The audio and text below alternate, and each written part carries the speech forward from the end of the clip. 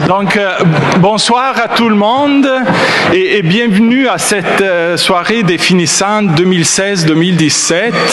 C'est un grand plaisir de vous voir en très grand nombre. Et en effet, cette année, on a une énorme cohorte qui arrive à la fin des études. Donc, il s'agit de 76 étudiants à la maîtrise professionnelle en architecture et de 10 étudiants à la maîtrise en design urbain qui s'ajoutent. Donc, ils sont eux aussi présents à la grande exposition. Donc, il y a 5 ans, ces étudiants, ils sont arrivés à l'école un peu titubants pour débuter une nouvelle vie. Ils sont rentrés dans cet espace, dans cette espèce de monastère dans lequel on travaille beaucoup. Ils ont passé des expériences, des charrettes, des nuits blanches, des grands voyages, parce que beaucoup d'entre vous, ils sont partis à l'étranger. Donc, toutes ces expériences ont contribué à l'évolution et maintenant, vous arrivez à la fin. Vous avez soutenu ce dernier exercice de l'essai-projet qui est très prenant. Et là, je vous vois avec des grands sourires parce que vous avez tous remis aussi l'essai. Et vous attendez les toutes dernières corrections à faire. Donc, ce voyage, il vous a permis de découvrir beaucoup de choses nouvelles, de vous initier à l'architecture. Et je pense que ce voyage-là de découverte, il ne se termine pas aujourd'hui, parce que maintenant les portes s'ouvrent à vous. Vous êtes là pour bousculer la profession, pour amener des nouvelles idées, pour avoir de la fraîcheur, qui va amener dans la profession une nouvelle élan. Donc, vous êtes aussi prêts à voler avec vos propres ailes. On a essayé de vous aider dans le meilleur des façons possibles, mais maintenant, c'est à vous la parole, parce que vous avez quand même su l'apprendre à plusieurs reprises, je pense, pendant vos études. Donc, cette année, on a eu quand même pas mal d'événements, de situations et d'initiatives étudiantes. Je pense que c'est très important, les initiatives étudiantes. Et imaginez-vous que ça fait 25 ans qu'on a cette activité de l'objet. On a aussi le spot qui prend toujours plus de place. Et c'est la 2e année. Et je pense que cette expérience de sortir de l'école, d'être présent dans l'espace public, amène à cette question de la responsabilité de l'architecte envers le public et le fait de proposer des nouvelles choses qui peuvent améliorer la vie des gens. Je suis aussi très frappé et très convaincu que la présence de votre engagement envers l'évolution de la profession est important. Donc, je vous invite à ne pas arrêter de réfléchir et de vous enfermer dans les bureaux. Mais il faut être présent dans le débat public sur l'architecture et sur son évolution. Et je pense que des initiatives comme le Où est-ce qu'on s'en va, elles sont très importantes pour les étudiants. Ils vous ont donné des outils pour pouvoir discuter, inviter, etc. Essayez de continuer avec cette implication dans la société. Plusieurs succès. On a réussi finalement à avoir un palais de bonhomme contemporain. Donc, c'est des étudiants de l'école d'architecture qui ont remporté un concours pour réaliser le palais de bonhomme. On a aussi des succès par rapport à la construction d'une chambre à l'hôtel de glace. Des étudiants ont été finalistes au concours Secobois 2017. Et aussi, des étudiants de l'école d'architecture ont été finalistes à la charrette du CCA. Donc, les étudiants de l'école, ils sont bien présents dans la scène architecturale réservée aux étudiants à l'échelle du Québec, mais aussi à l'extérieur. Et en effet, on est très fiers que plusieurs étudiants ont eu du succès. On pense au concours Evolo, Evolo 2017 Skyscraper Competition, où 2 étudiants se sont mérités la mention d'honneur sur 444 soumissions. Donc, on souligne la qualité du travail des étudiants de l'école d'architecture et pour cela, il faut aussi souligner la contribution de la professeure qui a supervisé ces étudiants-là, qui est Emmanuelle Champagne. On a des étudiants qui se sont démarqués à la Urban Land Institute Ein Student Competition, donc 3 étudiants en design urbain qui ont été parmi les 4 équipes finalistes et ils ont été invités avec un bon remboursement des dépenses de $10,000 US à présenter leur proposition à Chicago ce printemps. Et on est très fiers aussi de nos finissants et de la qualité de leur projet parce que, et ça nous conforte dans la direction que l'école a prise. Et en effet, un des finissants 2015-2016 a été parmi les finalistes du concours Archiprix Hunter Douglas. Donc, sur 385 autres finissants des écoles d'architecture à travers le monde, donc de tous les continents. Et Lucas Fortin, il s'est distingué, il a été invité à présenter son projet à Ahmedabad en Inde. Donc, l'école l'a appuyé dans cette démarche. Mais cette soirée n'est pas seulement la soirée des finissants, c'est aussi un moment de se retrouver avec les collègues. C'est une soirée de fête pour l'architecture à Québec. Et donc, j'aimerais souligner un autre événement, c'est-à-dire le changement de direction à l'école. Donc, on souhaite la bienvenue à un collègue qui est déjà là depuis beaucoup d'années et qui va prendre la relève à la direction de l'école à partir de juin, dans même pas un mois.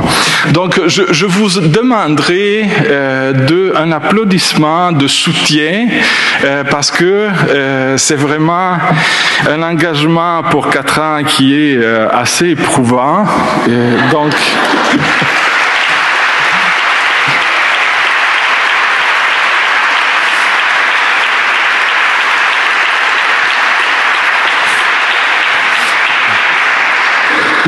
donc, avant de céder la parole à Gabriel Binette qui présentera nos conférenciers, je veux faire quelques remerciements pour la soirée. Bien sûr, en premier, Olivier Bourgeois et Régis Le Chasseur pour avoir accepté le défi de cette soirée. À toutes les années, on invite d'anciens étudiants qui ont fait du chemin pour nous montrer qu'est-ce qu'il se passe après l'école et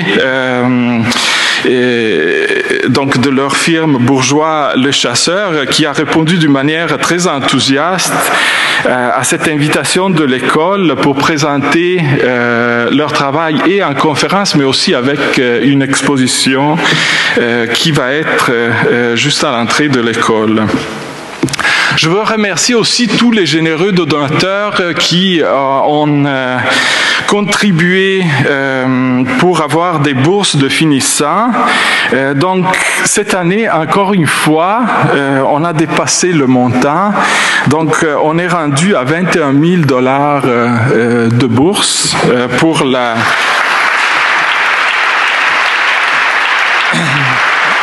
pour récompenser la qualité du travail des étudiants. Je remercie aussi le Musée de la Civilisation pour nous accueillir dans ces locaux et d'une manière particulière M. Martin Leblanc qui est toujours à nos côtés pour ces événements-là. La Ville de Québec qui nous appuie aussi d'une manière constante. Je veux remercier aussi le comité organisateur parce que tout ça, il ne serait pas possible avec l'organisation impeccable et de l'exposition et de la soirée. Donc, de cette fête. Et un merci particulier à Ariane Ouellette-Pelletier qui fait le lien entre l'administration de l'école, les étudiants, le public, les donateurs, etc. Et aussi à tout le personnel de l'école. Donc, j'invite Gabriel Binette à venir présenter les deux conférenciers de ce soir.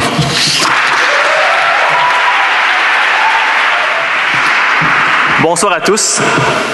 Au nom de tous les finissants et finissantes de l'édition 2007, je vous souhaite la plus cordiale des bienvenues.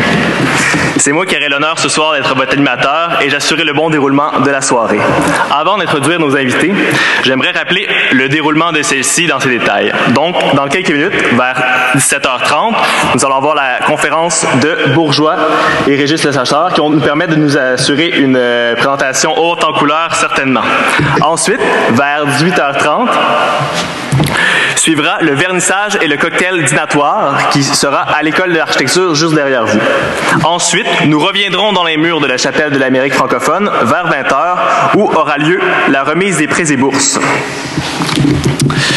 J'aimerais remercier les partenaires des instantanés qui nous ont accompagnés tout au long de l'année, le Musée de la Civilisation, Tremco, la Ville de Québec et Collectif. Donc, avant de commencer la conférence, j'aimerais vous dire quelques mots sur nos invités d'honneur de ce soir. Bourgeois Le Chasseur, une jeune firme inspirante de Québec, fondée en 2010 par deux anciens de l'école qui sont également récipiendaires de plusieurs prix auxquels vous êtes éligibles ce soir. Leur territoire d'intervention entre Québec et les îles de la Madeleine caractérise la nature de leur travail. Ils s'assurent d'offrir aux passants une succession de découvertes dans une architecture où les points de vue, la lumière, la protection des vents dominants contribuent à la création d'ambiance architecturale. Leur architecture se définit par une dualité entre tradition et modernité, audace et sobriété, démarcation et intégration. Veuillez accueillir chaleureusement nos deux invités de ce soir, Olivier Bourgeois et Régis Le Chasseur.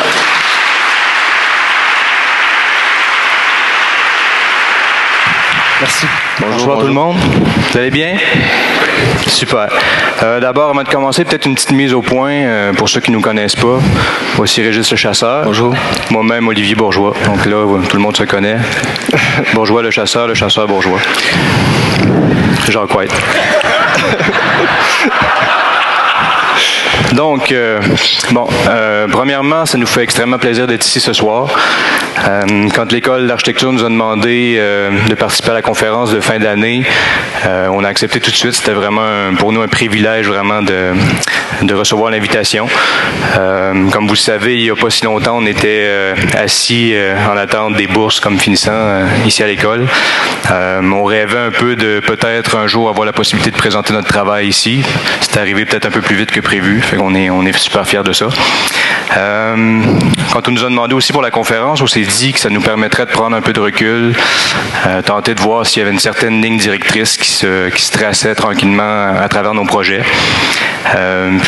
C'est ça, malgré qu'on se considère encore comme un jeune bureau d'architecte, on pensait qu'après pratiquement 6 ans de pratique, là, on avait suffisamment de projets puis de bagages pour être capable de sélectionner quelques projets un peu plus marquants. Donc, on en a choisi quelques-uns à vous présenter. Puis, on voulait voir à travers ces projets-là, comment on pouvait arriver à créer des occasions. Parce que vous savez, quand on part un bureau, le téléphone ne sonne pas nécessairement tout seul. Là.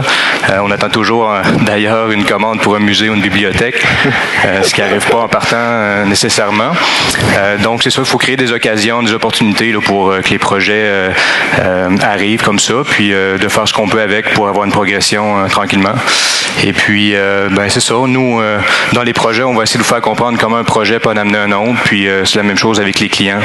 Nous, on accorde beaucoup d'importance aux clients. Puis, quand on fait un projet au meilleur de notre connaissance, mais de bouche à oreille, éventuellement, ça en amène d'autres. Fait que c'est ce qu'on vous tenter de vous faire comprendre aujourd'hui. Et voilà. Bonsoir. Un petit retour en arrière, peut-être, de Bourgeois le chasseur avant d'être Bourgeois le chasseur architecte. C'est une photo qui est tirée d'un voyage en maîtrise en architecture ici à l'Université Laval. On était au Vietnam, donc c'est un peu pour vous démontrer que à l'origine, Olivier et moi, on s'est connus en deuxième année d'université, puis on a développé une belle complicité, une belle amitié qui évoluait dans le temps. Puis peut-être même sans savoir puis sans savoir dit qu'on voulait avoir un bureau plus tard, mais de fil en aiguille, tout a fait en sorte que on a pu avoir un bon timing pour démarrer notre entreprise. Au départ, on voulait démarrer notre entreprise puis partir du bon pied. Donc, on a commencé à la recherche d'un local qui avait du potentiel à nos yeux. Donc, il fallait être imaginatif, mais on a vu le potentiel dans un local qu'on a encore depuis 6 ans sur Saint-Vallier. Voici une photo de l'extérieur. Peut-être une petite parenthèse aussi, quand on a décidé de partir de notre entreprise, c'est pas comme si on avait rien à perdre. On avait tous les deux un emploi stable, avec de l'avenir selon nous. C'est juste qu'on était rendu à la croisée des chemins. Ça faisait peut-être 5 ans qu'on était dans la pratique privée. On avait emmagasiné assez de contacts pour avoir un bon timing pour démarrer notre entreprise. Au départ, on était dans le grenier chez Olivier pendant que les travaux se faisaient au local sur Saint-Vallier. Donc, on faisait la navette entre les deux. De mon côté, quand j'ai décidé de partir en affaires, c'était un timing particulier. Ma conjointe est enceinte de ma première fille, donc c'était comme on dit, all-in dans le projet. On a décidé d'y aller quand même, puis elle m'a soutenu là-dedans. Fait que c'est une drôle d'anecdote. On a fait un bureau qui se voulait à notre image. On voulait que quand les gens allaient venir nous voir, qu'on soit fiers de notre aménagement, que ça transgresse un peu notre perception d'architecture. Puis on a mis beaucoup d'énergie là-dessus dès le départ. C'est important de noter aussi, nous, quand on a parti le bureau, c'était important de projeter une image quand même assez forte. On s'était mis comme défi un peu de donner l'impression aux gens puis à nos futurs clients, quand ils allaient débarquer au bureau, de sentir un peu que ça faisait plusieurs années qu'on était organisé puis en pratique. C'est que on a travaillé fort avec Transistor Design, entre autres, pour arriver à une image comme ça. Puis ça, c'est dans le fond une représentation de notre logo qui, à la base, est toute simple, des lettres assez conventionnelles, mais dans le fond, ils nous proposaient de projeter ça sur une de nos maquettes, puis de voir un peu avec la déformation que ça créait, de justement transmettre un peu l'image de l'architecture à laquelle on aspirait. Puis c'est un petit détail, mais c'est un logo qu'on utilise encore aujourd'hui. Puis ce qui est important peut-être de parler aussi, c'est qu'à la base, on s'est questionné beaucoup sur le nom du bureau. Ouais. On a sorti plein de noms un peu abstraits là, que je nommerai pas nécessairement pour finalement revenir à quelque chose de peut-être plus simple, plus conventionnel. Plus classique. Ouais, on a utilisé nos noms qui avaient quand même une signification assez forte. Le plan B, c'était le chasseur bourgeois, mais c'était pas nécessairement très, très heureux comme finalité. Bon, on y a pensé, puis on a sondé un peu. On a sondé notre entourage, puis c'est devenu Bourgeois le chasseur. L'autre petit point aussi, c'est la barre oblique, en fait, entre nos deux noms. Pour nous, c'est une valeur symbolique quand même assez forte, là. C'est un petit détail, mais dans le fond, ça représente une certaine dualité qui, à la base, nous définit comme associés. Je pense que malgré le fait qu'on a un parcours similaire ici à l'École d'architecture, à la base, on a des expériences de vie, on a quand même un vécu différent, puis on a des forces différentes aussi. Donc l'idée c'était de se rassembler, puisque l'important là-dedans, je pense, c'est de se rejoindre quand même au niveau de l'architecture, au niveau du design. Fait que dans le fond, on devient complémentaire dans ce projet-là. Peut-être une petite parenthèse, j'ai oublié de dire tantôt, quand on a parti notre bureau avec le local, toujours dans l'idée de partir avec les bonnes bases. On a, dès le départ, décidé d'engager une technicienne pour nous accompagner dans cette aventure. Isabelle. La première fois qu'on l'a rencontrée, on était encore dans les rénovations, donc on n'avait pas beaucoup de concret puis de tangible pour argumenter, pour la faire venir avec nous. Mais on l'a séduit avec autre chose. Ouais, je pense qu'elle a senti la passion qui nous animait à l'époque, donc elle est encore avec nous depuis ce temps-là, donc on l'apprécie beaucoup. Ouais. Ça me fait penser aussi, je devais le dire au début, mais en fait, vous allez voir et entendre pendant la conférence, on va se relayer pas mal dans la présentation, on va peut-être se couper un peu, mais on voulait faire ça à l'image vraiment de ce qui se passe dans le bureau, dans le sens que nous, tout le monde touche à tous les projets, malgré le fait qu'on a des rôles quand même spécifiques dans le bureau. Toute l'équipe, Régis et moi, on s'approprie les projets. Dans le fond, on travaille à tous les niveaux sur les projets, puis on amène nos forces là, pour que ça avance bien dans ce sens-là. Puis tout à l'heure, je parlais un peu de dualité, un peu entre nous deux, mais en fait, une dualité importante qu'on tient depuis le début, puis qu'on assume, c'est vraiment d'avoir un partage entre l'architecture plutôt résidentielle, puis le reste, là, qui se veut plus du commercial, institutionnel un peu. Mais en fait, c'est vraiment d'avoir un équilibre entre les deux, puis on passe d'un à l'autre continuellement au bureau, puis nous, ça nous stimule, on est bien là-dedans, puis en fait, on trouve qu'un peut amener vraiment des points forts à l'autre, puis on va vous le démontrer un peu dans les projets qu'on présente. Donc c'est ça, une autre dualité, comme vous l'avez entendu un peu dans la présentation de notre agence, on est toujours un petit peu entre le territoire de Québec et des îles de la Madeleine. Depuis nos tout débuts, dans le fond, on intervient sur les îles, même si notre bureau est à Québec. On a fait plusieurs projets là-bas, puis on continue encore aujourd'hui. Puis c'est ça, dans le fond, même si c'est des paysages complètement différents, des clients différents, on retrouve quand même certaines similarités. On essaye d'amener justement une architecture un peu plus maritime dans nos projets ici, sur le continent, si on veut.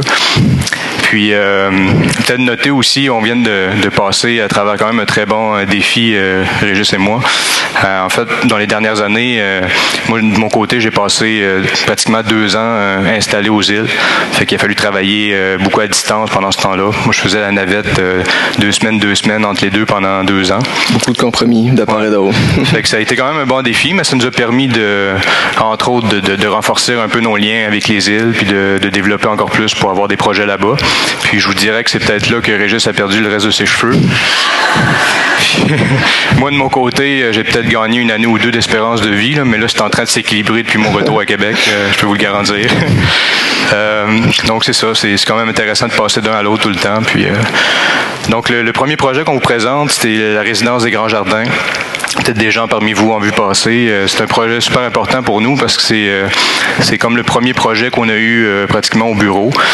C'est un client, dans ce cas-ci, c'était pour une jeune famille avec 2 ados. Et puis le client, dans le fond, c'était quelqu'un que j'avais connu dans une ancienne vie qui a débarqué au bureau comme ça parce qu'il y avait un projet de maison. Puis il nous a fait confiance. On était en plein travaux, un peu comme pour Isabelle. On n'avait rien de fini, puis lui est débarqué, on n'avait pas de projet de réaliser. Mais il nous a fait confiance pour amener son rêve dans le fond à un autre niveau. C'est un client qui s'était improvisé un peu avec les années comme entrepreneur, donc il s'était pratiqué sur quelques maisons de location pour finalement arriver à bâtir sa propre maison. Puis le site, comme vous voyez, c'est juste à côté du massif de la Petite Rivière. Site panoramique quand même assez exceptionnel avec une vue sur le fleuve, vue sur les pentes. Et mon niveau conceptuel pour cette maison-là, dans le fond, l'idée c'était de préserver quand même le site autant que possible. Donc les arbres ont été laissés en place, puis la maison, on est venu la déposer sur des pilotis de béton. Donc il y avait une volonté de traiter un projet, une maison vraiment aérienne qui flotte littéralement là, dans les airs, puis d'avoir l'impression aussi quand on arrive au dernier niveau là, d'être pratiquement dans une cabine de bateau avec des projections de part et d'autre sur le fleuve, sur les pentes du massif. Oups, ça passe vite ça, excusez. Peut-être faire une petite parenthèse sur la construction de cette maison-là, le chantier. Ce qui était particulier dans ce cas-ci, c'était un client entrepreneur qui allait réaliser la maison. Aussi, avec du recul, on s'aperçoit que nos bagages respectifs, de par nos expériences antérieures, ont fait en sorte qu'on est en mesure de proposer un projet, une structure hybride qui s'apparente normalement plus à des constructions commerciales commercial institutionnel. Donc, on avait une structure primaire en acier qui allait par la suite nous permettre de matérialiser les porte-à-faux, les déformations du volume qu'on voulait, puis les avancer.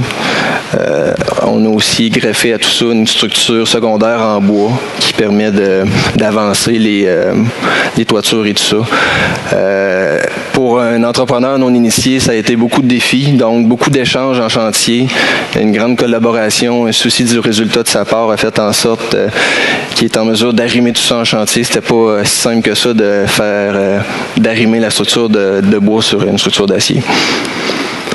Ici, on commence à entrevoir la vue que procure le volume, les espaces communs à l'étage. On est au-dessus des arbres, donc c'est l'effet vertigineux recherché commence à se matérialiser.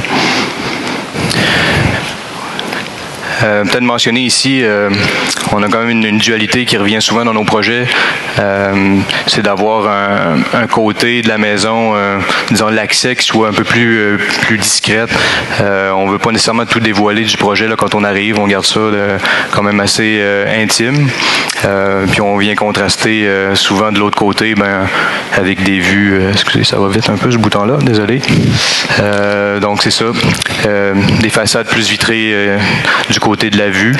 On a intensifié un peu l'effet aussi de flottement ou l'effet aérien avec l'accès par une passerelle. Donc à partir du stationnement, on rentre au niveau moyen, au niveau du milieu. Puis pour nous, c'était comme une façon aussi d'intensifier le projet. C'est un projet un peu sculptural, mais on avait un client pour ça. Dans le fond, c'était un client qui nous poussait toujours. Comme dans la plupart de nos projets, on explorait beaucoup au début dans la conception, mais c'est un client qui prenait toujours les options les plus flyées, puis qui nous amenait vraiment à pousser. Ça fait que là, on a un jeu de volume avec des porte-à-faux, des débords de toit quand même assez exagérés, mais qui viennent créer protéger des terrasses, puis limiter un petit peu les surchauffes de soleil, là, disons, en été. C'est un projet aussi qui a un peu un visage à deux faces, si on veut. Là. C'est un projet qui prend peut-être tout son sens l'hiver parce qu'il est beaucoup plus occupé en hiver avec le ski. Donc, on a vraiment l'impression que le volume un peu émerge de la neige de façon un peu plus sculpturale. L'été puis l'automne, on le découvre d'une autre façon. C'est plus le cèdre naturel là, qui vient un peu s'intégrer de façon plus douce là, à l'environnement immédiat. Puis peut-être noter aussi que le parement blanc qu'on voit, parce que souvent les gens nous posent la question et même nos clients, ils savent pas, mais c'est seulement un déclin de bois blanc là, qui vient refléter la lumière. Puis donc voilà, l'escalier à l'intérieur aussi qu'on a traité comme un espace plus refermé pour donner vraiment un effet plus de ouais, c'est ça, de resserrement. Puis on a une progression vers l'étage du haut. Puis quand on culmine vraiment, on a la vue panoramique, là, c'est ça. Avec la structure d'acier qui a été exprimée et laissée apparente volontairement aussi. On aurait pu contrôler les X, justement les contrevendements, de façon à les dissimuler, mais le client, pour lui, il aimait vraiment ce que ça pouvait donner puis la façon que ça découpait le paysage. Fait que volontairement, on l'a mis vraiment de façon à le voir, là. Donc c'est ça. Peut-être pour terminer sur la résidence des Grands Jardins, en fait, c'est ce que je parlais tantôt, c'est que l'entrepreneur-client, ça a été pour nous un début de belle collaboration. Par la suite, on a réalisé la résidence Altaïr, qu'on va vous présenter plus tard, une autre résidence dans Charlevoix. Puis on travaille présentement sur une maison au lac Saint-François, qui est présentement en construction, la Costée, qu'on va également vous présenter plus tard. Donc, d'où l'importance des collaborations avec des clients qui apportent d'autres projets. C'est un peu notre filon chez Bourgeois Le Chasseur, puis dans la plupart des bureaux, selon moi. Petite parenthèse sur un autre projet qui a été marquant selon nous dès le début de notre agence, Prémont-Harley-Davidson. Client qui est aussi connu dans une ancienne vie. En fait, j'ai personnellement démarré ce projet-là lors de mon ancien emploi. Quand on a décidé de partir de notre agence, on est en pleine conception de ce projet-là, donc ça a fait un peu un vide quand j'ai quitté. En l'occurrence chez DMG. En l'occurrence chez DMG. Ouais. Quand j'ai quitté, en fait, pas longtemps après, DMG ont décidé de m'appeler pour m'offrir l'occasion de travailler avec eux sur le dossier. Donc, on voyait là une belle opportunité pour notre bureau en démarrage. Un projet d'envergure pour un petit bureau, c'est une belle occasion de se faire connaître puis démontrer notre capacité à réaliser des gros projets.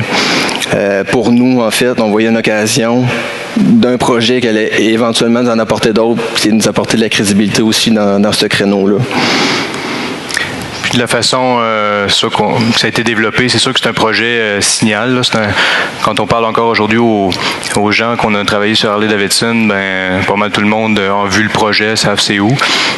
Donc c'est ça, il y avait la notion vraiment de la tour quand même assez haute qu'on voit d'un peu partout.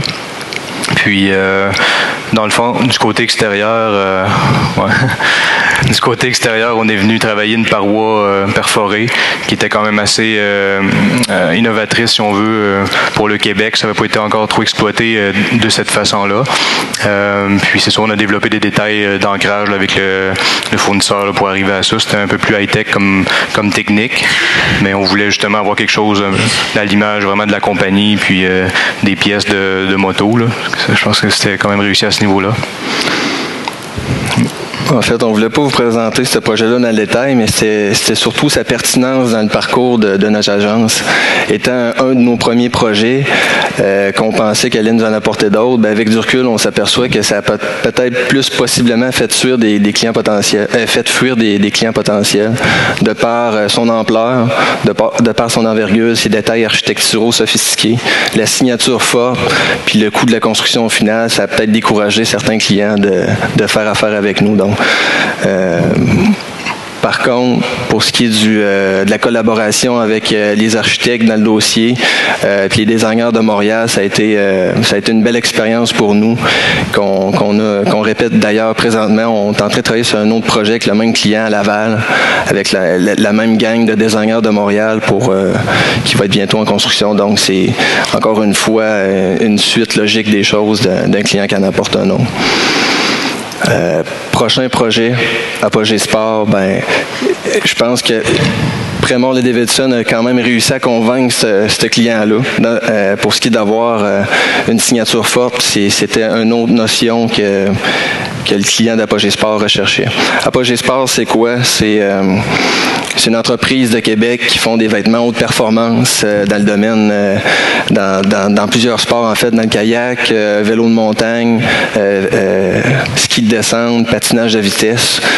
Ils fabriquent leurs vêtements dans leur siège social. Puis la commande pour nous, c'était de faire un nouveau siège social à Saint-Augustin, qui regroupe en fait une salle de monde, un atelier de fabrication, puis des bureaux.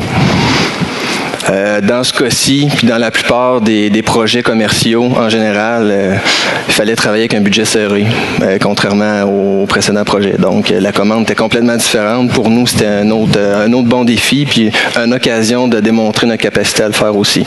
L'idée, on a travaillé un volume extrêmement simple, un rectangle, avec une matérialité de tôle dans l'ensemble. On a soustrait quelques volumes avec des panneaux contreplaqués marins qu'on vient marquer les entrées avec ça, puis donner l'identité un petit peu plus forte à l'entreprise.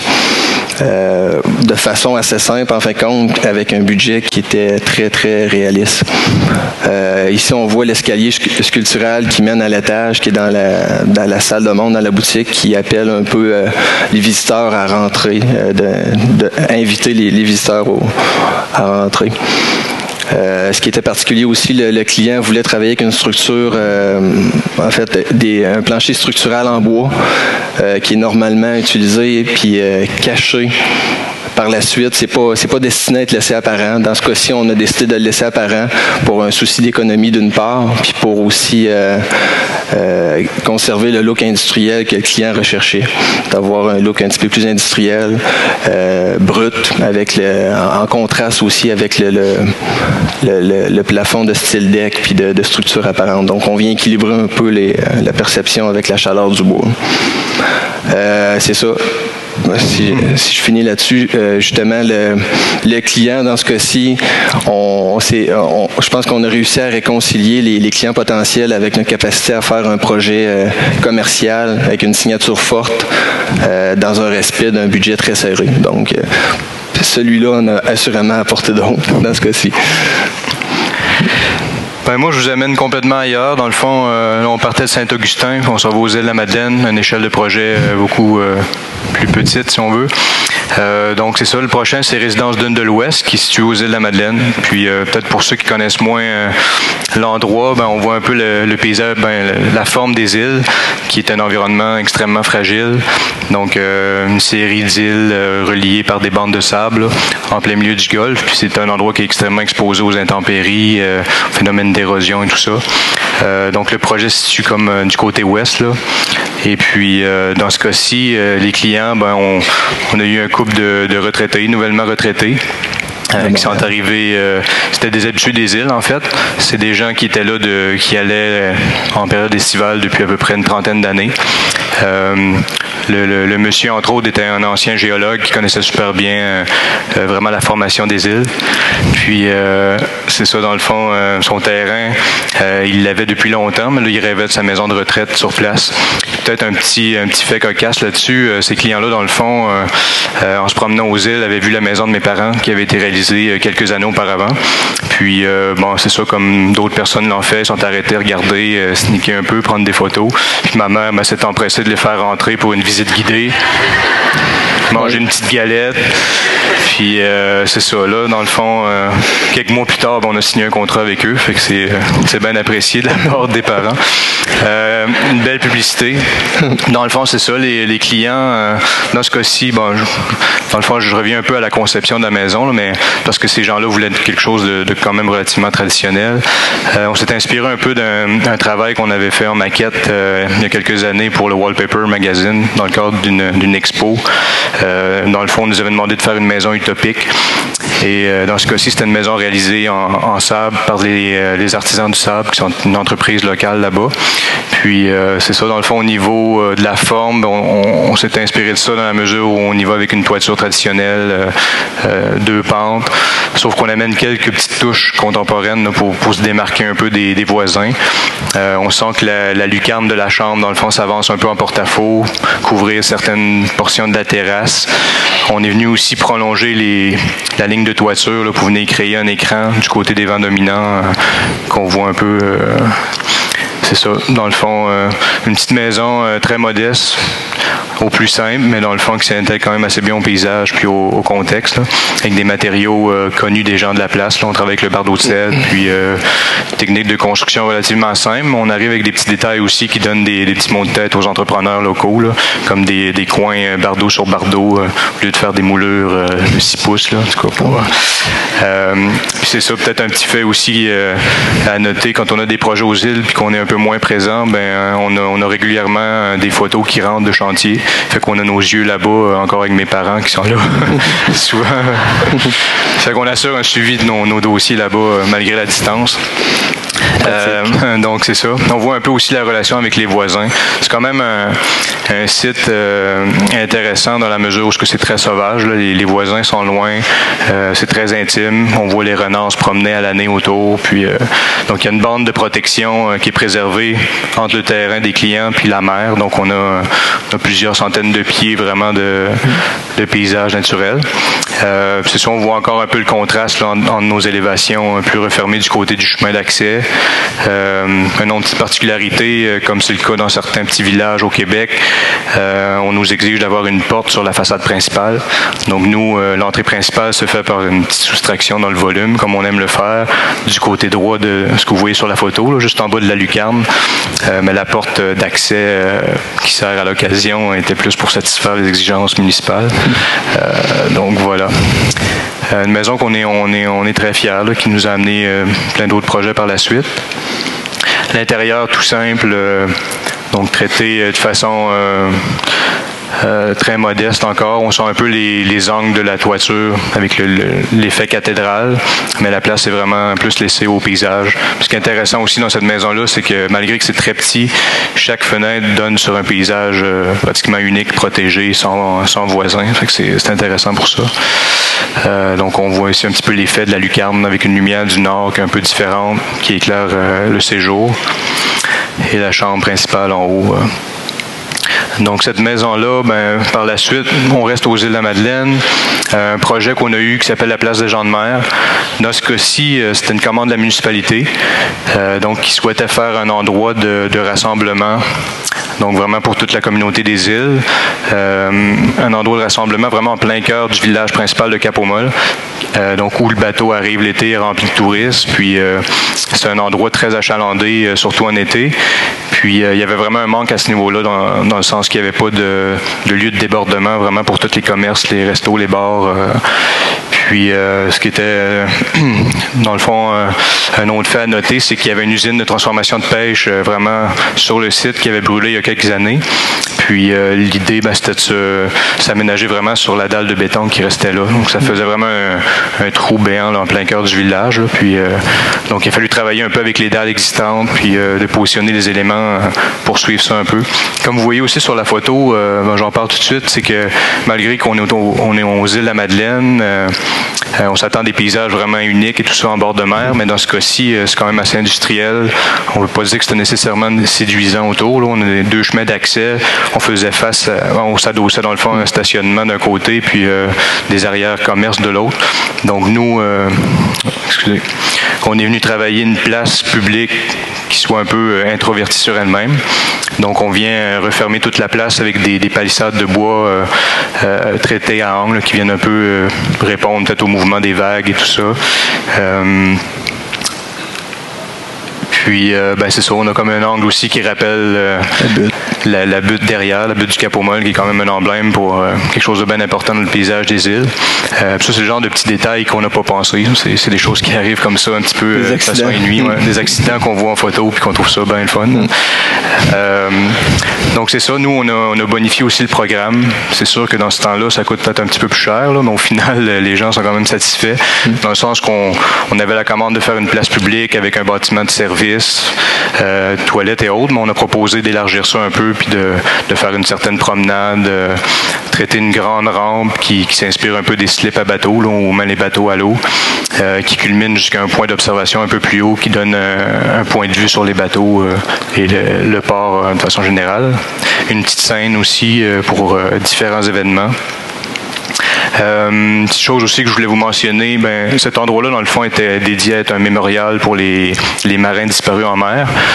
Donc, c'est important pour les gens des îles qu'il y ait un artiste local qui intervienne sur la place. Donc, il y a un artiste, Huguette Jonca, dans ce cas-ci, qui a fait le genre de chaloupe renversée. Puis c'est ça, c'était quand même une fierté pour nous, c'est sûr, mais pour les gens des îles, je pense d'avoir un Madelino qui soit sur le projet. Puis il y a aussi Marie-Hélène Verdier qui est souvent avec nous comme collaboratrice sur différents dossiers aux îles, là, qui a participé au projet. C'était vraiment agréable pour tout le monde.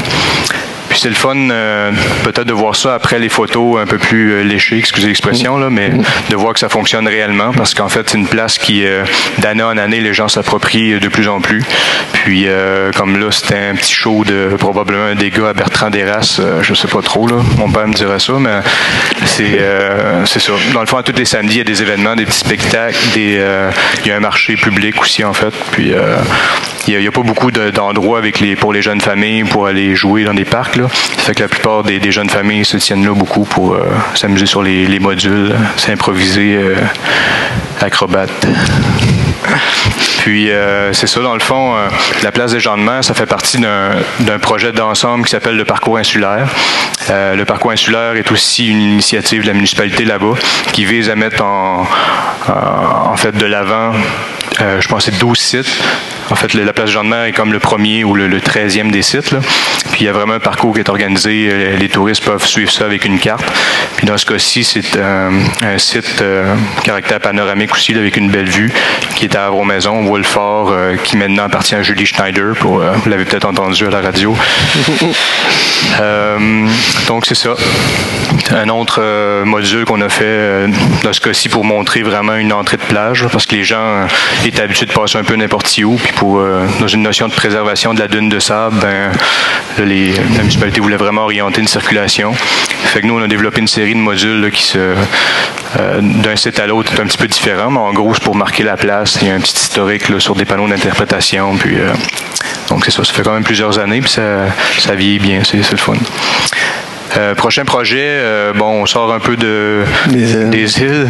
Là, on est rendu sur la résidence Coel, un projet qu'on a fait il n'y a pas longtemps. Dans ce cas-ci, c'est une jeune famille avec, ce soit la dame est enceinte sur le bord d'accoucher. C'était leur première maison. Puis je fais le lien un peu avec les îles parce que c'est des gens qui aimaient quand même l'architecture maritime. Ils aimaient beaucoup ce qui se passait sur la côte est américaine, entre autres. Donc bardeaux de cèdre, toiture en pignon. Ils avaient aimé ce qu'on faisait aux îles, donc ils sont venus nous voir pour ça. Mais on voit qu'il y a un paysage quand même complètement différent. En fait, peut-être une petite parenthèse, c'est quand ils sont venus nous voir au bureau, la première phrase qu'ils ont dit, c'est on aimerait ça avoir une maison qui a l'air d'une maison. Ouais, c'est ça. Ça nous a marqué. Oui, non, c'est ça, on l'a retenu. C'est un bon défi parce que c'était quand même des gens relativement conservateurs aussi au départ, puis à force d'évoluer dans le projet, puis de tenter de les amener ailleurs, on est arrivé à des bons compromis pour justement avoir une dualité encore. C'est ça, entre le contemporain et le plus traditionnel.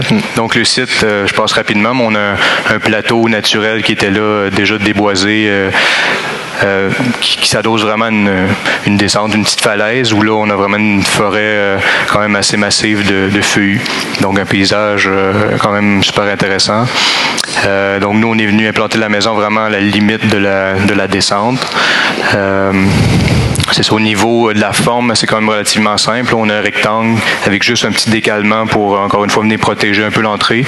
Puis de l'autre côté, au rez-de-chaussée, on sent vraiment que la pièce moustiquaire sort un peu dans un mouvement en continuité avec toute la façade vitrée. Puis vous voyez ce que ça donne. Là. C'est une maison... encore là, assez simple, modeste, sans prétention, qui a l'air d'une maison. Voilà, c'est ça. C'était ça l'idée. Bardeau de cèdre. Dans ce cas-ci, c'est un bardeau de cèdre de l'ouest.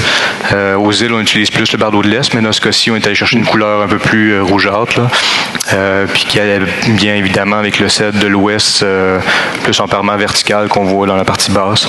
Donc souvent, dans nos projets, on utilise un bois naturel dans des endroits plus protégés pour le protéger un petit peu des intempéries. Donc c'est ça, on voit la pièce moustiquaire aussi qui est en continuité avec la façade vitrée, qui communique directement avec la salle à manger. Fait que c'est une belle pièce quand même que les gens profitent beaucoup. Je vois régulièrement des photos sur Instagram circuler de la cliente qui est en train de lire dans cette pièce-là. Fait que je sais qu'elle prolonge les saisons. C'est quand même bien apprécié.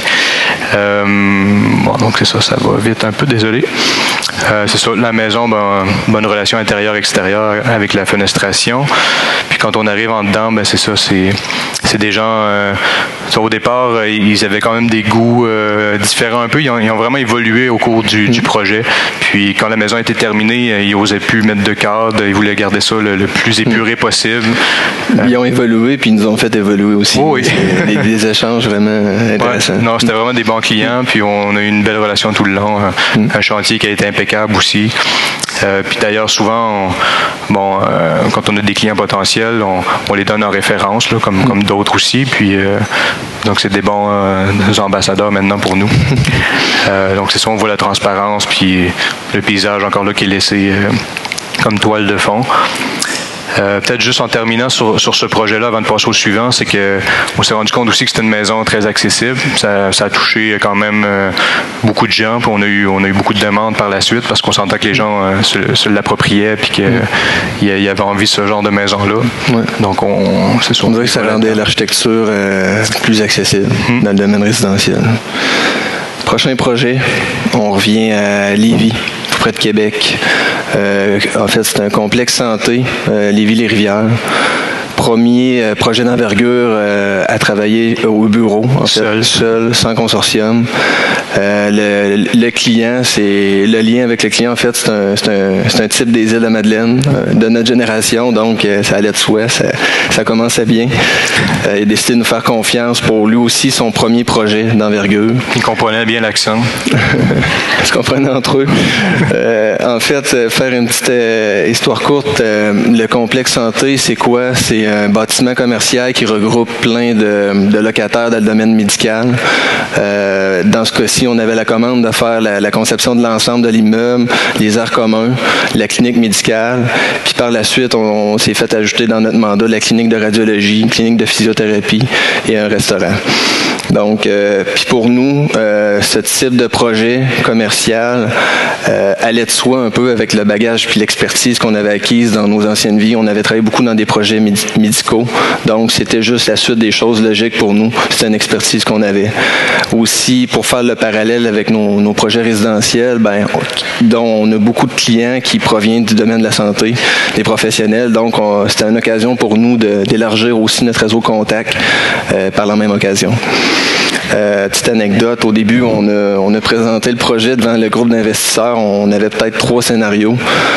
Tous des scénarios avec, disons, plutôt une architecture qui s'apparente plus à de l'institutionnel, au public. Pharmaceutique, gros budget. On était cassés, en fait. On était vite ramenés à la réalité pour refaire nos devoirs, puis représenter, s'ajuster, présenter un projet qui témoigne plus des réalités d'un contexte privé avec un budget plus serré. Donc, dans ce cas-ci, pour arriver à proposer une architecture qui est plus dynamique selon nous, on a travaillé avec un parement métallique. On a travaillé avec des soufflages et non pas des porte-à-faux, donc juste un soufflage pour donner une troisième dimension à la façade, créer des saillies, des retraits, simplement pour animer un petit peu la façade, combiné avec le verre des murs rideaux où on voit refléter le ciel à certains endroits. Ça vient découper la volumétrie du traitement métallique. On a aussi proposé un hall ouvert sur les 3 étages avec un escalier en bois enveloppant qui relie les 3 étages. Puis au même titre qu'on disait tantôt, nos projets résidentiels, on sent un peu l'influence ici. On a proposé un revêtement de bois qui rentre à l'intérieur, qui sort à l'extérieur, comme vous voulez.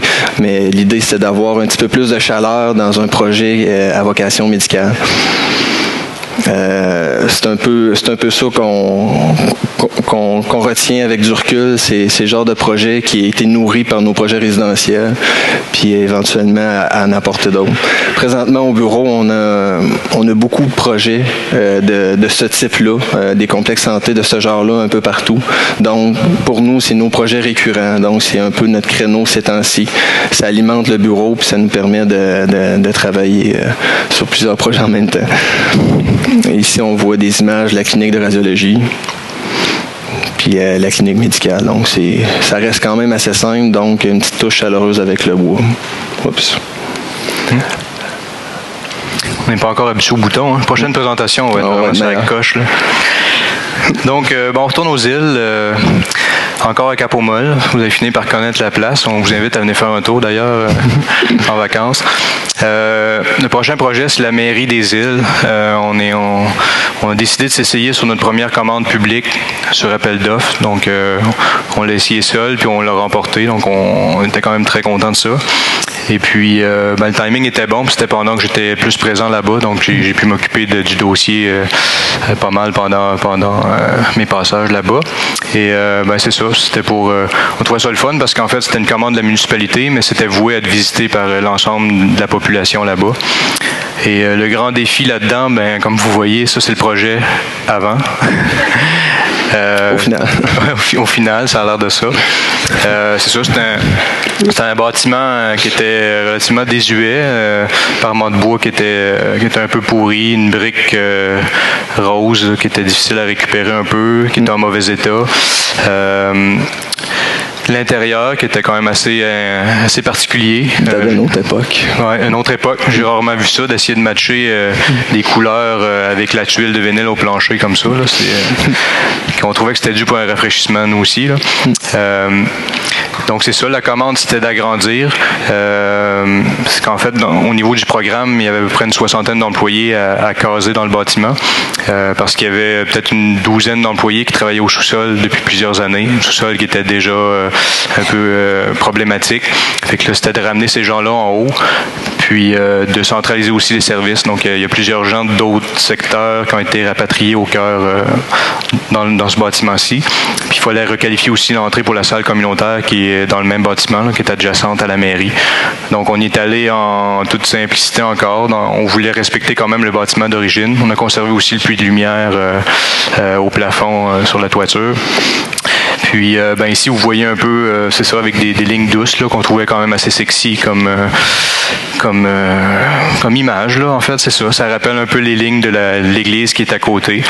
Puis on voit aussi, c'est un peu foncé, mais au niveau des parements, on est allé avec des teintes très sobres pour être capable justement de s'intégrer autant à l'église d'un bord que de l'autre côté, c'est l'hôpital qui est plus orangé. Donc la mairie, elle est là, elle affirme sa présence. Elle est invitante aussi, mais elle ne prend pas trop de place non plus. Là. Donc c'est ça, l'entrée pour la salle communautaire. Et c'est ça, au niveau... encore là, on a fait un petit ajout qui coûte un petit peu plus cher. Mais c'est ça, dans le fond, on trouvait ça triste un peu, on voulait bonifier le projet parce qu'on trouvait ça triste que les employés, là, depuis si longtemps, ils étaient dans le sous-sol. Fait que là, on les a remontés. Puis, on utilisait, dans le fond, les combles. C'est une toiture en pente. Donc, il y a une partie des combles qui était habitée avec le projet. Mais nous, on a relevé la toiture du côté de la mer pour aller caser une salle d'employés, dans le fond, plus spacieuse avec vue sur mer. Donc, grande lucarne. Ouais, puis ça a été vraiment apprécié des clients. J'en entends parler encore aujourd'hui. Ça fait une bonne différence. Puis on dirait que ça leur donne le goût de travailler. Donc c'est ça, au niveau de l'intérieur, nous ce qu'on voulait c'était de requalifier vraiment les circulations. C'était vraiment un labyrinthe quand on arrivait à la mairie avant. Là, tous les guichets de service, l'accueil, ça a été traité de façon plus ouverte. Donc les gens peuvent s'orienter plus facilement. Puis on a exploité l'espace vertical avec un plafond de bois, des couleurs plus sobres, plus éclairées. Et c'est ça, la lumière dans le fond de la toiture descend jusqu'à l'espace de circulation en bas. Et puis, on trouvait ça important de parler peut-être un peu aussi de l'intégration de l'œuvre d'art rapidement, qui dans ce cas-ci, c'est une œuvre de Laurent Gagnon, je pense, un artiste de Québec qui habituellement fait des choses assez extrêmes, pour s'il y a des gens qui le connaissent, là, voire même choquantes. Des fois, il provoque beaucoup les gens. Mais dans ce cas-ci, il est allé vraiment avec une œuvre très, très épurée, très douce. Donc, ça a été apprécié aussi par les usagers de la mairie. Donc, il est venu remplir l'espace vertical, mais de façon très sensible à notre avis de l'architecture qui était autour. Peut-être pour finir sur ce projet-là, notre première commande d'envergure publique aux Îles-de-la-Madeleine, donc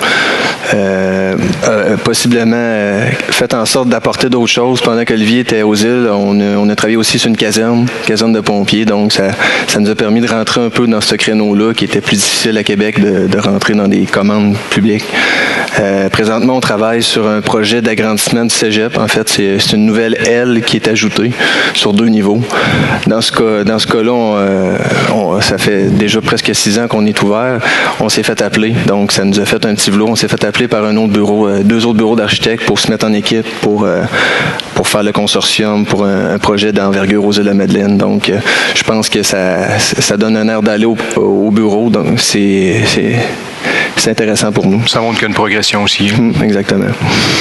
On revient dans la région de Québec, résidence Altair, que j'ai parlé plus tôt. Projet dans Charlevoix, une de nos plus récentes réalisations dans le résidentiel.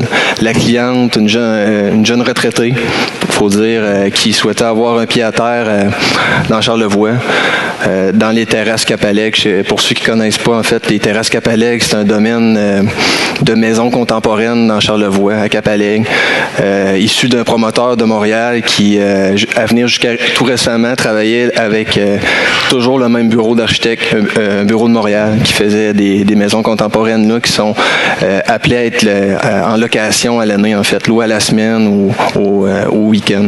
Donc, nous, la madame est venue nous voir en ayant vu la maison des Grands Jardins, rechercher un peu le même feeling, la notion de vertige. Elle a eu des bonnes références, donc elle a décidé de nous faire confiance puis de nous donner l'opportunité de travailler sur une première maison d'architecte de Québec à Capalègue. Donc, on était très fiers d'entamer ce projet-là. Donc, première photo du site, on voit la vue à couper le souffle qui commence à prendre forme. Ce qui est important dans ce dossier-là pour la madame, c'est d'avoir une vue de 180 degrés. Donc, il a fallu qu'on retourne souvent sur le site pour essayer de trouver le bon dosage. Donc, elle a fait venir un échafaudage pour simuler le plancher des aires communs pour s'assurer qu'on ne passe pas à côté de la vue qu'elle voulait. Petite coupe schématique qui démontre un peu aussi la volonté de se prolonger dans le vide vers la vue du côté du fleuve. Puis de l'autre côté, on a aussi un porte-à-faux qui vient couvrir l'entrée et le carport pour protéger l'entrée. Une petite photo justement qui démontre ce côté plus refermé de l'approche, puis éventuellement un côté plus ouvert vers la vue. L'implantation de cette maison se fait en V, avec l'étage inférieur des chambres qui vient cadrer des points de vue complètement différents de ce qui offre l'étage supérieur avec les aires communs. Souvent, dans nos projets aussi, ce qui revient, on a mentionné plus tôt, c'est qu'on travaille beaucoup avec le bois dans le résidentiel. Souvent, on a un parement qui vient unifier le projet. Dans ce cas-ci, c'est du cèdre blanc, grisonnant, qui vient unifier tout le projet. Puis à l'intérieur des entrées, des alcôves, on utilise le bois à son état plus naturel. Il est protégé, donc il y a moins d'entretien, puis ça amène une petite touche plus chaleureuse. C'est des notions qu'on utilise d'un projet à l'autre, puis qui sont adaptées au contexte. Évidemment, l'ensoleillement est différent d'un site à l'autre, donc on vient découper les projets de façon différente. Peut-être juste mentionner aussi dans ce projet-là, puis c'était un peu le cas aussi dans la résidence Dune de l'Ouest aux îles que je vous ai parlé plus tôt. Vraiment, l'implantation était super importante. Puis souvent, on travaille le projet au bureau, puis bon, ça a l'air à bien fitter. Ça a l'air à fonctionner. Puis on arrive sur place avec notre boussole iPhone, puis dans ce cas-là, dans ce coin-là, ça passait pas pantoute. Ça fait qu'on avait tout le temps un problème de calibrer vraiment pour arriver au bon degré. Fait que dans ce cas-ci, rendu sur place, même une fois l'implantation faite par l'arpenteur, pratiquement prêt à couler, il a fallu réorienter, tasser de quelques degrés pour être sûr d'éviter un arbre, puis d'optimiser la vue. Puis dans ce cas-ci, on travaillait aussi avec l'entrepreneur qui a construit sa propre maison pour les Grands Jardins. Puis que c'est ça, c'est quelqu'un qui a ça à cœur aussi, la sensibilité du site. Puis dans le cas de Dune de l'Ouest, c'est un peu la même chose. Le client, ce qu'il voulait, c'est d'avoir un nord magnétique parfait devant la maison. Mais apparemment que le nord magnétique puis le nord du iPhone, c'est pas le même. En tout cas, on a eu bien de la misère à trouver la bonne...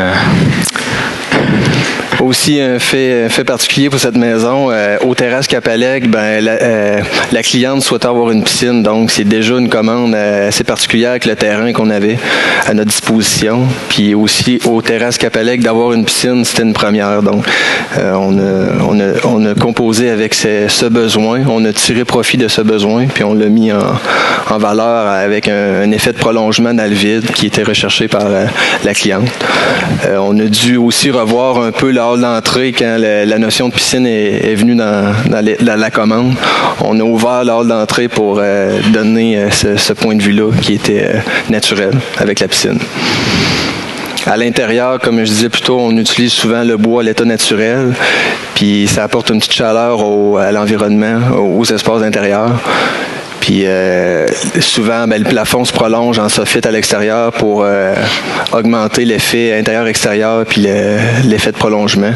Puis aussi, ça vient contrer les surchauffes possibles en été, des fenêtres, de la fenestration pleine hauteur, comme c'est souvent le cas dans nos projets résidentiels. Bon, on est presque rendu à la fin. Je vous demanderai d'être encore patient quelques minutes. 2-3 minutes, ce ne sera pas très long. En fait, c'est ça. Pour terminer, on trouvait ça important de vous montrer un petit peu ce qui se passe au bureau présentement. On disait ça tout à l'heure un peu en farce. On aurait pu choisir parmi pas mal de projets parce que ça roule pas mal en ce moment. Mais là, on a décidé de vous en montrer un ici en conférence. On vous invite aussi à l'exposition tantôt. C'est le parti qu'on a pris pour l'exposition, c'est de montrer en fait 4 projets qui sont en tout début de construction. Vous montrer un peu le travail derrière la conception, puis on essaie de ramener le projet vraiment à l'état, à l'essentiel, donc avec des maquettes et des dessins 2D. Je vous invite à voir ça tout à l'heure, mais pour l'instant, dans le fond, on voulait vous présenter la résidence Lacosté. Ça, c'est un projet qui est en construction en ce moment au lac Saint-François, juste à côté de Tetford Mines. Et puis, dans ce cas-ci, c'est un couple quand même assez jeune, une jeune famille avec 2 enfants, peut-être d'autres en route. Et ça, c'est des amateurs de sport de vent. Là. Ils utilisent dans le fond le lac à l'année, soit pour le bateau, kitesurf et autres. Puis, ce qui est particulier, c'est ça, il y a une maison déjà. Les clients habitent une petite maison depuis peut-être 4-5 ans sur le bord du lac. Puis, dans le fond, la maison est vouée à la démolition pour la construction de la nouvelle. Nous, dans nos explorations, un des concepts qu'on avait sortis et qui a été retenu, c'était de garder vraiment le sous-sol de l'ancienne maison, s'en servir comme atelier rangement, puis venir créer une terrasse par-dessus.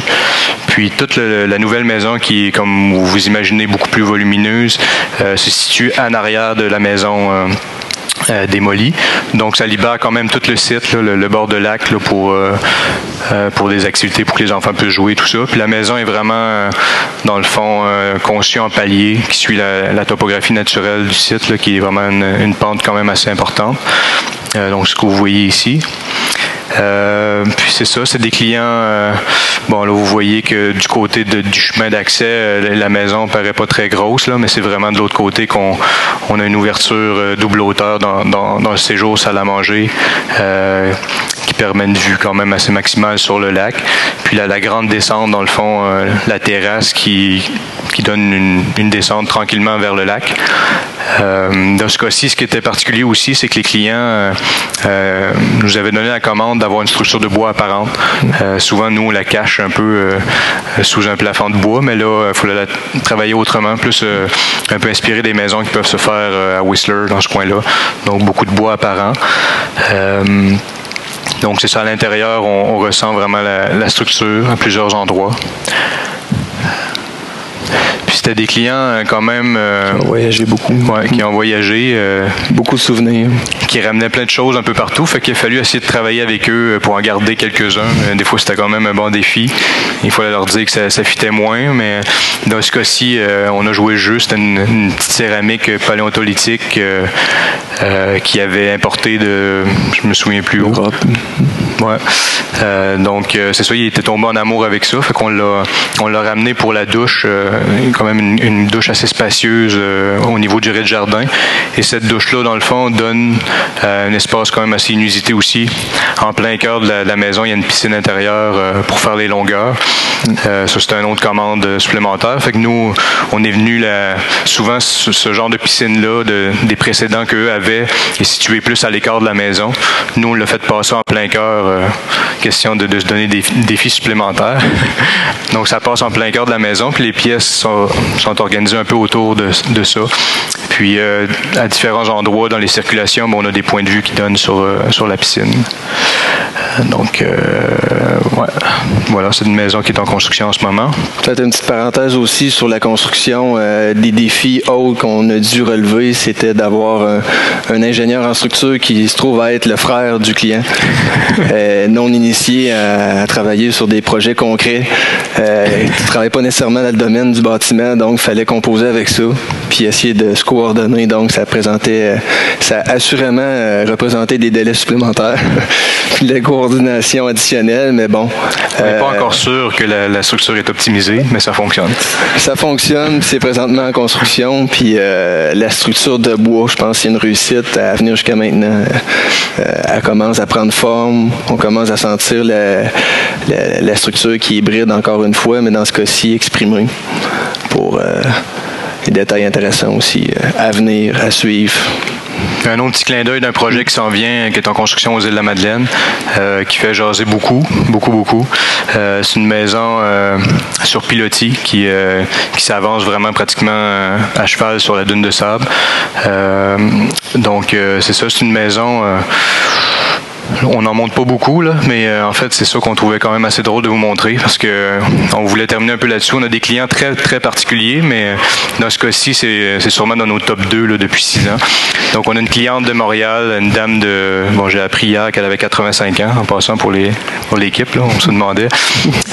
Donc, c'est ça, elle est descendue de Montréal spécialement pour venir tester le niveau de son plancher parce qu'on avait un grand questionnement. Ben, elle avait un grand questionnement à savoir à quelle hauteur mettre le plancher. Parce qu'elle voulait être sûre qu'une fois assise dans son salon, elle allait voir la mer, mais aussi le début de la plage. Donc nous, on avait toujours figuré une certaine hauteur, mais il a fallu qu'elle vienne. Puis là, dans le fond, j'ai fait tenir un lift, une plateforme élévatrice là, pour être sûr de jouer au millimètre près là, pour déterminer le niveau de plancher. Fait que juste ça a fait jaser pas mal sur les réseaux sociaux aux îles. Puis là, en ce moment, ben la maison est en construction, puis c'est ça, les voisins sont pas nécessairement contents parce que la maison s'avance quand même assez près, là, ça cache certaines vues sur la mer. Mais bon, c'était un dossier à suivre. Un petit peu de croustillant pour terminer. Peut-être finir sur l'équipe. En fait, Bourgeois le chasseur, architecte, ça n'a pas toujours été juste nous deux. Loin de là. Depuis le début, on est 3, puis maintenant, ben, on est rendu avec une belle équipe dont on est très fiers, qui grandit avec nous. On est maintenant rendu avec 5 employés. Il en manque 2 sur la photo, malheureusement, mais il y a Maxime qui est architecte avec nous, Romy aussi qui est futur architecte. Il y a Isabelle qui est technicienne avec nous depuis le tout début. Puis Pascal, absente sur la photo, qui est stagiaire en architecture aussi. Puis il y a Valérie qu'on a rapatriée il y a déjà 1 an, technicienne senior avec nous, qui fait en sorte qu'on devient une plus grande équipe, qui est capable d'en prendre un petit peu plus. Puis on évolue là-dedans. On est très fiers de notre équipe. Aussi, ben, on ne pouvait pas terminer sans parler de nos familles respectives qui nous permettent de garder un équilibre dans toute cette aventure. C'est une belle... en fait, on pourrait remercier nos conjoints qui sont ici ce soir, qui nous permettent de travailler aussi fort, puis en même temps faire en sorte qu'on ne travaille pas à l'infini. C'est bon pour les deux côtés. Ouais. Donc voilà, merci beaucoup. Peut-être juste avant les applaudissements, j'aurais aimé ça, souhaiter vraiment une belle soirée aux finissants. C'est vraiment votre soirée à vous, parce que c'est ça, on est passé par là, puis on l'a apprécié. Je vous souhaite bonne chance pour la suite. Puis de mon côté, je vous souhaite que ça aille bien, puis que dans quelques années, ça soit à votre tour de raconter une belle histoire sur votre parcours. Merci. Vous nous avez énormément parlé de dualité. Je veux savoir la dualité entre Québec et les îles de la Madeleine, cette dualité-là en particulier, comment elle a nourri votre démarche architecturale et comment elle permet de vous faire approcher chaque projet d'une certaine manière? C'est une grande question existentielle, mais ben, je dirais que c'est dans le fond question de paysage, c'est assez différent. Nous, je pense que dans notre cas, le fait d'avoir une pratique aux îles, d'avoir la chance de faire des projets là-bas, d'y aller régulièrement, moi, c'est sûr que je suis un peu plus présent là-bas, mais Régis est allé à plusieurs reprises. Les autres membres de l'équipe sont allés aussi pour la plupart. Je pense que juste ça, de voir ce côté-là, quand on revient à Québec, qu'on a des projets en ville ou même un petit peu ailleurs, on a cette petite fibre-là d'air salin, je sais pas, qu'on essaye de laisser transparaître dans nos projets. Puis je pense que c'est un petit côté qui nous démarque aussi des autres bureaux dans le fond, qu'on connaît autour de nous. Là. C'est une petite particularité, je pense, qui définit notre pratique. Là. Pour ma part, je suis pas un gars des îles, mais ce que je peux dire, c'est que les projets aux îles, pour y avoir été quelques fois, je trouve que ça apporte une sensibilité différente, aussi une approche différente dans nos projets à Québec. Puis la proximité aussi des gens de la place aux îles, est complètement différente de ce qu'on voit ici à Québec. Donc ça nous fait amener ailleurs, puis à nourrir ce qu'on fait à Québec, de par la proximité, puis la sensibilité. Merci beaucoup, c'est très inspirant pour nous tous finissant ce soir. Est-ce qu'il y a d'autres questions dans la salle pour nos invités? S'il n'y a pas d'autres questions, je crois que c'est ce qui nous termine avec nous ici. Je vous inviterai tous et chacun à poursuivre vers l'école d'architecture derrière vous. Petite note technique, nous allons revenir dans la salle ici vers 8 heures pour l'annonce des prix et bourses qui va avoir lieu sur cette même scène ici. Donc, merci à vous d'être présents ce soir avec nous et très bonne soirée.